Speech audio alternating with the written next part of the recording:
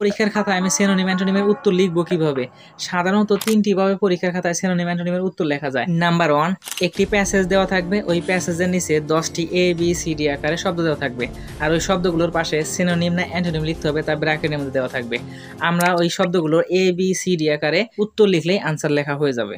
Number 2, প্যাসেজের নিচে যে শব্দগুলো রয়েছে এই শব্দগুলো আমরা ABCD আকারে খাতায় তুলতে পারি, এরপরে সমান সমান দিয়ে সিনোনিম লিখতে হবে না অ্যান্টোনিম লিখতে হবে তা আমরা লিখতে পারি। নাম্বার 3, ঘর বা কলাম করে লেখা।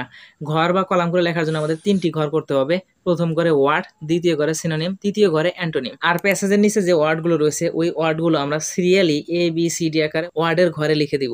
আর এই শব্দগুলোর যেগুলো সিনোনিম লিখতে বলতেছে এগুলোর সিনোনিম আমরা সিনোনিমের ঘরে লিখবো, আর যেগুলো অ্যান্টোনিম লিখতে বলতেছে আমরা এগুলোর অ্যান্টোনিম অ্যান্টোনিমের ঘরে লিখবো।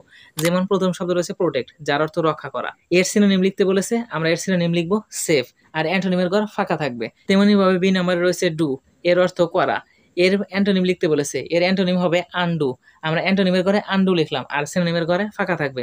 অর্থাৎ যে শব্দটি সিনোনিম লিখতে বলবে আমরা সিনোনিম লিখবো, অ্যান্টোনিমের ঘর ফাঁকা থাকবে, আর যে শব্দটি অ্যান্টোনিম লিখতে বলবে আমরা অ্যান্টোনিমের ঘরে অ্যান্টোনিম লিখবো কিন্তু সিনোনিমের ঘর ফাঁকা থাকবে।